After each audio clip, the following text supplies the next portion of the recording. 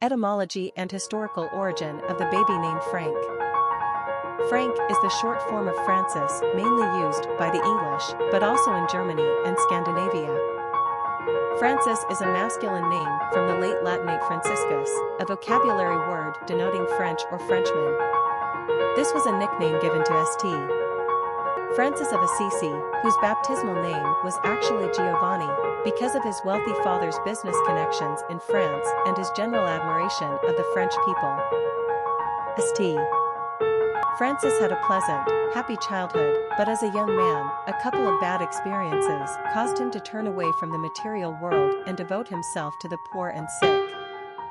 After he was joined by a few disciples, these so-called Franciscans dedicated themselves to humility, poverty, and the love for all living creatures. St. Francis, or San Francisco to the Spanish, is often depicted surrounded by animals, particularly birds. It's no surprise that St. Francis is the patron saint of animals and the environment, but he is also the patron saint of Italy. Thanks to the cult that grew up around St. Francis, the name spread in the 14th century and became even more popular during the Italian Renaissance of the 16th century. This old classic has given way to several forms in various languages, including François, French, Franz, German, Francisco, Spanish, and Francesco, or Franco, Italian. The feminine versions of this name are Francis, Francesca, or Françoise, and the many pet forms include Franny, Frank, Fran, Fanny, Frankie, Franny, and Sissy. Personality of the boy named Frank. The number 5 personality loves the excitement of life and can easily adapt to all situations. As natural adventurers, these personalities thrive on the new and unexpected and prefer to be in constant motion. It makes them feel alive. They'll stir up some action if there's not enough around, and as inherent risk takers, they enjoy pushing the envelope. Naturally rebellious, the 5 personality has no fear and never resists change. Traveling and new experiences feed their souls. 5s are very social and attract friends with ease. People love to be around the 5 fun-loving and exciting energy. This is also a lucky number in numerology, like the 3s, so fortune seems to shine on them, helped along by their own optimism and good nature. 5s have a quick wit, a cerebral mind, and are generally very persuasive. Popularity of the boy named Frank. We have to admit, we were quite surprised to see that Frank has pretty much outperformed his original namesake Francis on the charts for the past 100 years. We always think of Frank as a pet form of Francis and not necessarily a given name in its own right. We were wrong. Frank is alive and kicking. It's obviously the more masculine variation of Francis, and it's a short, confident one-syllable name. It's a frank and straightforward choice. It's also on the top 100 list of most favored boy names in Sweden. In the United States, this name only enjoys moderate popularity now, while 100 years ago, it was at the top of its game as one of the 10 most used boy names in America. Some people may think it's a little dull and overly common among the trendier names of today. We disagree. Frank is a no-nonsense, strong and handsome name. Like Max, Jack, Alex, and Sam, Frank holds his own as an independently given name. Quick facts on Frank. Gender, boy. Origin, English. Number of syllables, 1. Ranking popularity, 327. Pronunciation, Frank or Frank. Simple meaning, France, Frenchman, free man. Characteristics of Frank. Adventurous, intellectual, progressive, freedom-loving, adaptable, easygoing, sensual. Cultural references to the baby name, Frank. Literary characters of the baby name Frank. Frank Hardy is the older of the Hardy boys in the popular series begun in 1927 by the Stratemeyer Syndicate and written under the collective pseudonym of Franklin W. Dixon. Several television adaptations followed over the years. A classic all-American boy, Frank is described as the serious one of the duo. Living in the fictional town of Bayport, some state, the boys have constant thrilling adventures while chasing criminals, decoding mysteries, assisting their detective father on cases, outsmarting the police, and, in general, leading charmed lives. Money is apparently no object, as their passports will attest, as they travel to such foreign climes as Scotland and Egypt when crime takes a breather in Bayport. There is actually little to differentiate Frank from his brother Joe, except that he is a year older, he is darker, and he has a different platonic girlfriend. Think Tim Considine or Parker Stevenson, and you get the picture. Frank Armstrong is the favorite older brother of the protagonist, Maggie Cleary, in Colleen McCullough's 1971 blockbuster, The Thorn Birds. Frank is a rebellious, quick-tempered young man, adored by his mother and scorned by his father, with good reason. It's not his father. It seems that Mama had a serious love affair with a married man, had Frank out of wedlock, and was married off to Patty Cleary in disgrace. Now that's a stacked deck to come up against, and poor Frank makes the most of it. When he discovers his heritage, he runs away, much to the sorrow of his mother and sister, and they later learn that he is in prison for killing a man in a fight.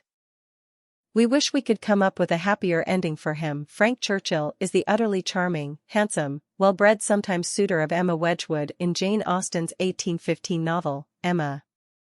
He is an accomplished horseman and a perfect gentleman. Well, perhaps he's also just a teeny bit shallow. He travels all the way to London for his haircuts, but he is so difficult to dislike. When we take a closer look at Frank, we see that he is perhaps something of a cad. He is living off his wealthy aunt and is unwilling to declare his intentions for his true love, Jane, whose social standing is lesser than his. In that vein, he pretends to pay suit to the rich girl, Emma, in order to safeguard his potential inheritance. Now, that's not nice. However, as in all lovely novels of manners, all comes right in the end and true love prevails. And to be completely fair, he does suffer for his sins, and he does seem to grow as a person over the course of the novel. It just seems to us that he's so much like Emma that he ought to have been paired with her, but we wouldn't dare presume on MS. Austen, you try not to think. You try not to imagine, but then those cracks pop up, and these flashes squeeze right through.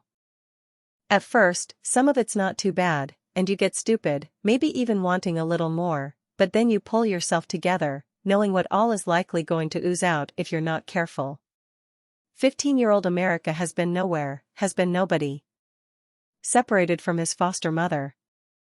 A runaway. A patient. Without love. Without hope.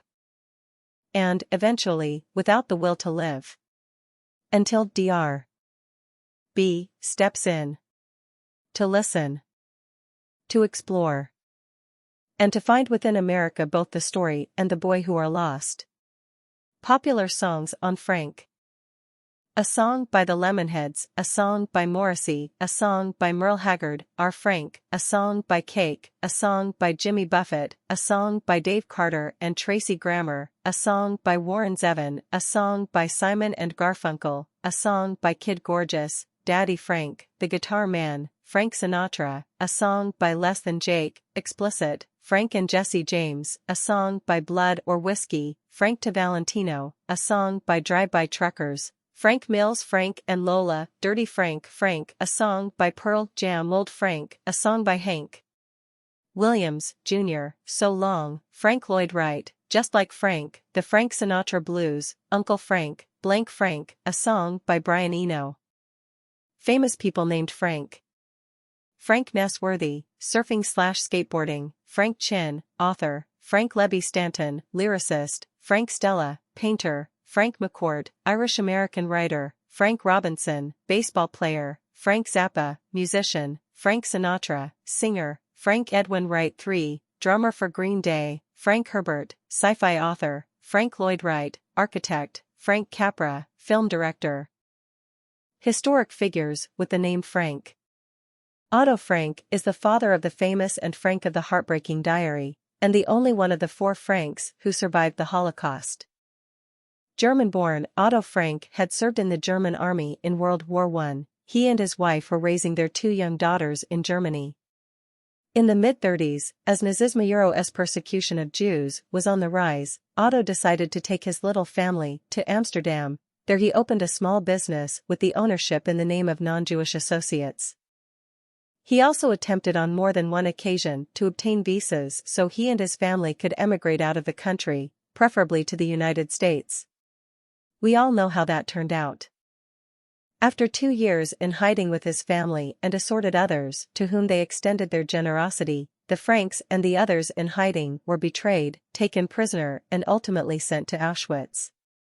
After the war, Otto Frank returned to Amsterdam and collected the diary from the ransacked hiding place. He spent the rest of his life overseeing its publication, with some controversial bits of editing, seeing to the production of stage, plays and movies, and establishing the Anne Frank Foundation. He married a fellow Holocaust survivor, had more children and lived to the ripe old age of 90, but surely a large part of Otto Frank had already died in 1945. Anneliese Euro Frank was one of the best-known figures of the 20th century, the young Jewish girl in hiding who did not survive the Holocaust of World War II, but who lives on immortally through her diary.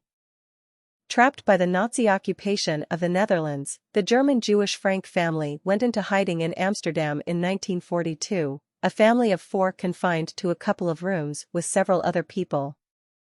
Ultimately, they were betrayed and captured, and died at the Bergen-Belsen concentration camp only weeks before the liberation by the Allied troops in 1945. Annie's father, the Familia's only survivor, found the diary his daughter had kept and was persuaded to publish it. In these poignant pages, an ordinary girl in extraordinary circumstances questions herself, her parents, the world she lives in, and the unknown and unseen forces that seem to prevail. Her ultimate answer to herself, and to all of us down through the years, is that there is good, indeed, in mankind, in spite of every evidence to the contrary. She was one little voice, she spoke loudly and clearly for 6 million people.